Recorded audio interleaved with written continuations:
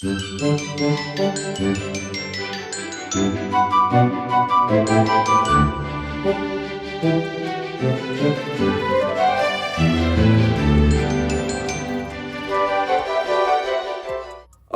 my young and the restless fans, we got to talk about today's episode. Jack and Ashley have it out once again over Diane.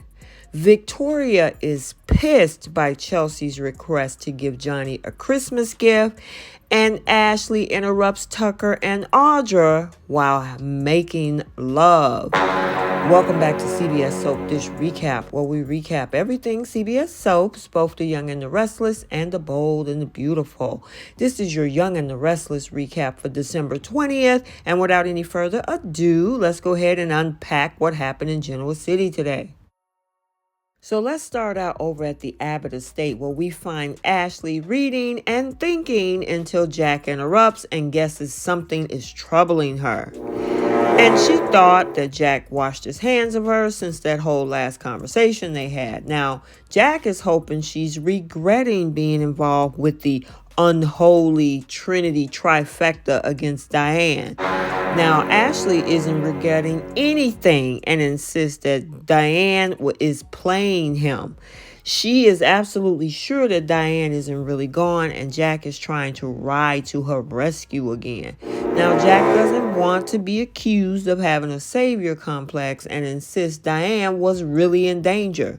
However, Jack thinks that Ashley should just admit that she was wrong and that she needs to apologize.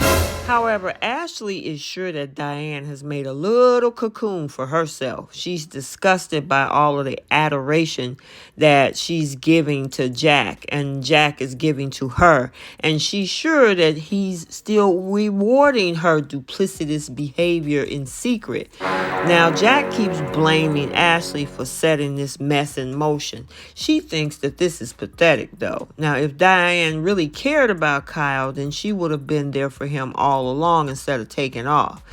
And just because Jack doesn't like her methods for protecting her, it doesn't mean that she's wrong. Now, he's appalled by her lack of compassion, and Ashley thinks that there's something wrong with his brain. After Jack walks out, she sighs and she looks exasperated. So now over at Crimson Lights, we see Tucker bumping into Sharon. And after they have a little taunting banter, he points out her ambitions have become a lot more modest since they were running Newman together. And she tells him running a cafe is very satisfying, and Tucker likes it there too, and mentions that he was warming up in there with Ashley yesterday. And then after she hands him his coffee, he explained that he had convinced his ex that he's a changed man. Sharon tells him, I'm a therapist now, and I got insight into people, so she don't believe it. And he challenges her to analyze and squeeze his head. Now, she thinks that, he's smarter than he is, and that she doesn't believe that he's done the work to change. Now, Tucker wants to make Ashley happier than she's ever been, and he wants to connect with her on a higher level. Sharon just laughed at him when he admits that Ashley haven't even given him much reason to be optimistic. After he tells her how nice it was to see her, he leaves. So now over at the penthouse, Nate is startled when Elena arrives. And Elena tells him how busy things were at the hospital. And he tells her that his LA trip was amazing. Now he and Victoria got the star treatment everywhere they went. After he talks about his meeting with the K-pop star, he says he finally feels like he found a place where he's respected. Elena explains that she recorded her final episodes of the podcast and is all tired out after working an extra shift. Now, after she heads off to sleep, he headed over to Society and bumps into Audra. Now, Audra recalled all of the meals they used to share and invite him to join her so they can catch up. He sits down and he tells her how inspiring and exciting his business trip with Victoria was. It was all an affirmation that he made the right choice. They toast and he admires her for being the only person at Chancellor Winters that's not holding a grudge.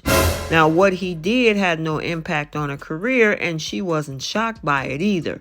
Mixing business and family just leads to problems. Now, once she orders a complicated salad, he admires her ability to know what she likes. Nate started quizzing her about who she is and what she wants out of life. And then Audra get a text from Tucker ordering her over to his suite. Nate keeps quizzing about all her plans. Audra says Genoa City is growing on her. And Nate would like to see more players in town and would be happy to offer her a position at Newman Media. I don't think you want to do that one, Nate. And speaking of Newman Media, when Nate gets back to his office, Elena is dressed, hopped up on the espresso, and eager to welcome him back. Now, when she asks him to lunch, he mentions that he already ate with Audra, and she's looking at him like, okay. And something about Audra just doesn't sit right with Elena. She's always seemed to be working an angle, and she just don't trust her. I'd love to, but I've already eaten. Did you? I was going to grab some takeout from Society, and I bumped into Audra. And we just ended up grabbing lunch together.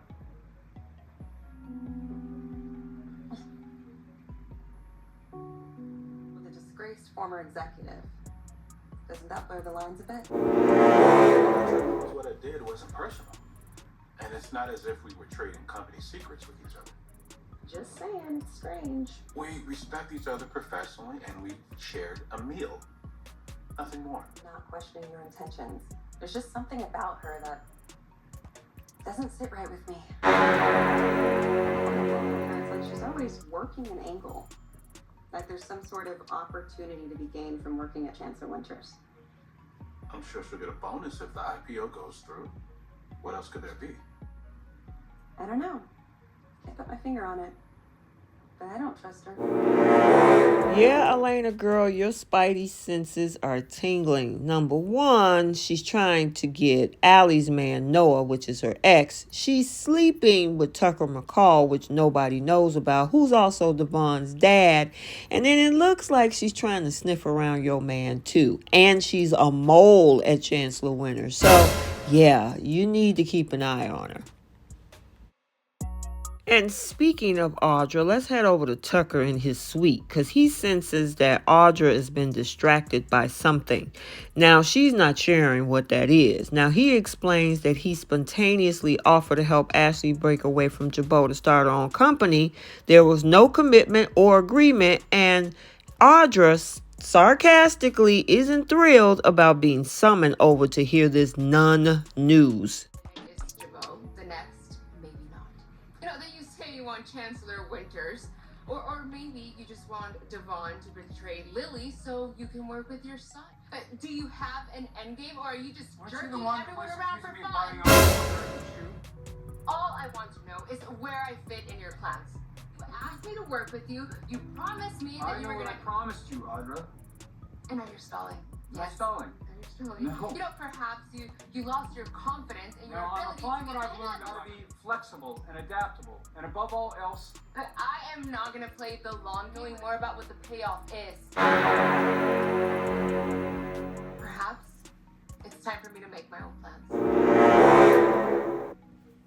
And I'm thinking she's talking about plans over there with Nate at Newman Media. Anywho, she claims she don't want to play the long game without knowing what the payoff is and how it's time for her to make her own. However, Tucker was like, yeah, sure, nothing is holding you back. And it looks like after he offers her her code, he figured out a way to tame her chaos. I wouldn't want to stand between you and your destiny.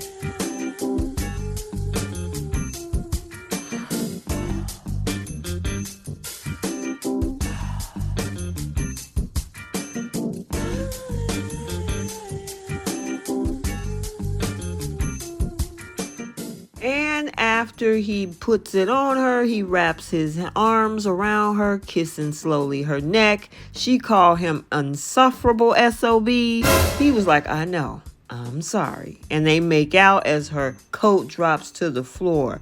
And pretty much that was it. Until after it was over, Ashley starts banging on the door. You're expecting someone? Tucker, are you there?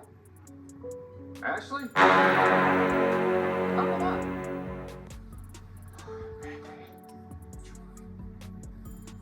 You can't be serious.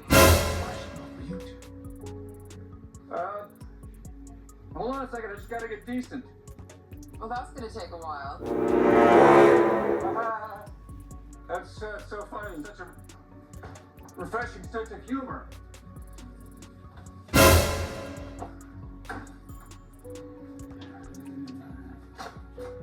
Hey. Looks like I caught you at a bad time.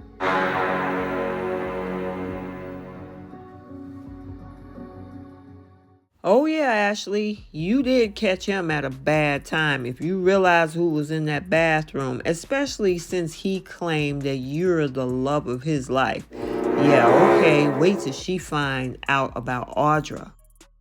So let's head over to Jabot because Summer bumps into Kyle there and he's trying to wrap up some loose ends to send some people home for the holidays. However, Summer insists that they need to discuss something now.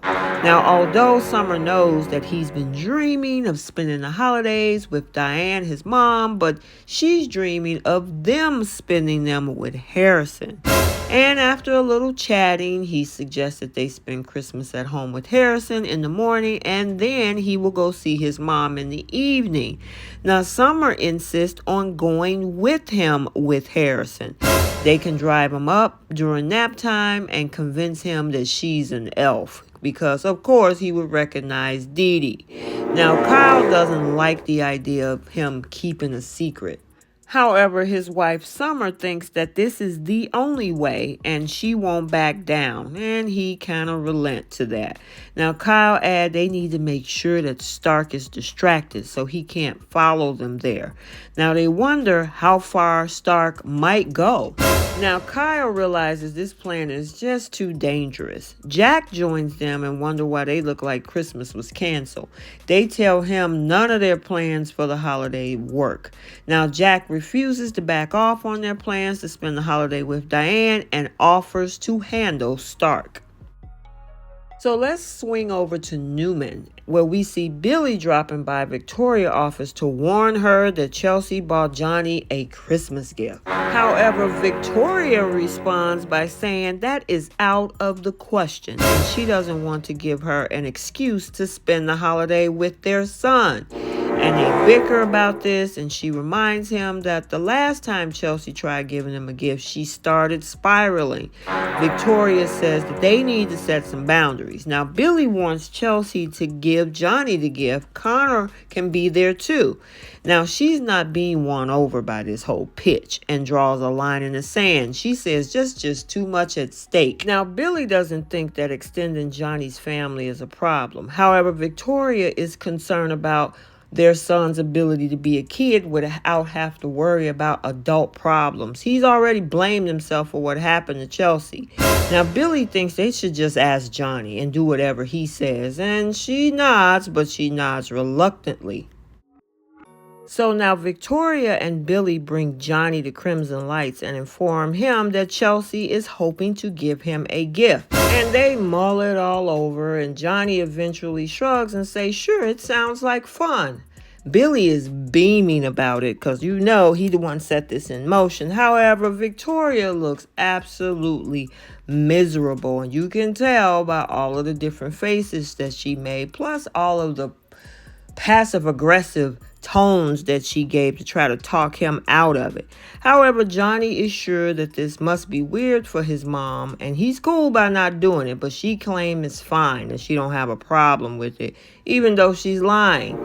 Billy sends Chelsea a text to invite her down. Johnny thinks that he better get a gift for Chelsea and Connor to be polite.